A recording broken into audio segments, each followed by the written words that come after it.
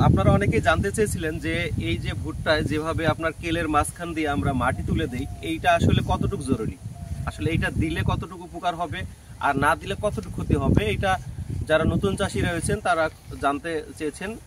এই কারণে আজকের এই ভিডিওটি। যারা নতুন চাষি রয়েছেন তাদের জন্য স্পেশালি ভাবে এইটার বলার উদ্দেশ্য হচ্ছে যারা এটা দিতে চাচ্ছেন যে মাটি তুলে আমরা যে নাঙ্গল দিয়ে দিই আর বিভিন্ন উপায়ে গোড়ে মানে ভুট্টার গোড়ে মাটি তুলে দেওয়ার চেষ্টা করতেছি, সেটার উপকারিতা কি। আমাদের এই অঞ্চলে দীর্ঘদিন থেকে ভুট্টার চাষাবাদ আমরা করতেছি, কিন্তু আমরা এটা কখনো করি না। এইটা করার পেছনে দুইটা কারণ আছে। প্রথম কারণটা হচ্ছে আগাছা দমন করা। এর আগে আজ থেকে 5-7 বছর আগে যখন আগাছানাশক আমাদের অঞ্চলে ছিল না, সেক্ষেত্রে কিন্তু আমরা এইটা ব্যবহার করেছি কি জন্য, যে যাতে জমিতে আগাছা কম হয়।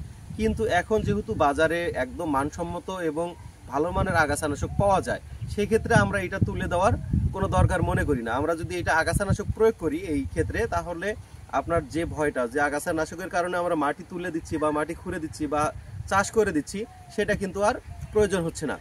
আর এইটা দিতে গেলে আমার মনে হয় যে হিতে বিপরীত হতে পারে। আমাদের অঞ্চলে যেটা রিসার্চ করে দেখেছি, যে আমরা যখন নাঙ্গল টান দিয়ে তুলবো এইটা, সেক্ষেত্রে কিন্তু কি হবে, ওই অনেক সময় পায়ের ধাক্কা লেগে কিছু ভুট্টার গাছ নষ্ট হবে, আবার শিকড় অনেকটা উঠে যাবে। কারণ হচ্ছে ভুট্টার যত শিকড় গভীর হবে এবং ছড়িয়ে যাবে, তত কিন্তু গাছটা মজবুত হবে।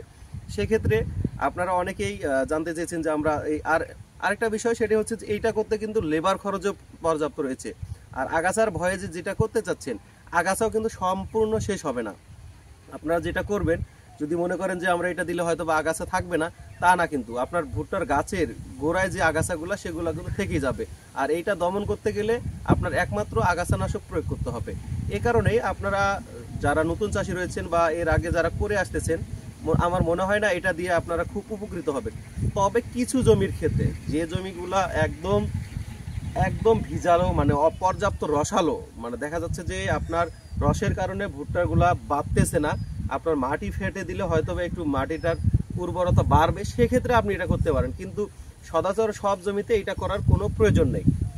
আর এটা করলে আহামরি কোনো উপকারিতা হবে না, বরঞ্চ লিভার খরচ হবে, আবার আপনার এই ভুট্টারও অনেক গাছের ক্ষতি হতে পারে। তাই আপনারা যারা এখন পর্যন্ত করেননি, এই মাটিগুলো তুলে দেননি, আপনারা দেওয়ার দরকার নেই। একটাবার আপনি ট্রাই করেন, দেখবেন যে ইনশাআল্লাহ খুব ভালো ফলন পাবেন এবং আপনার লিভার খরচও অনেক কমে যাবে।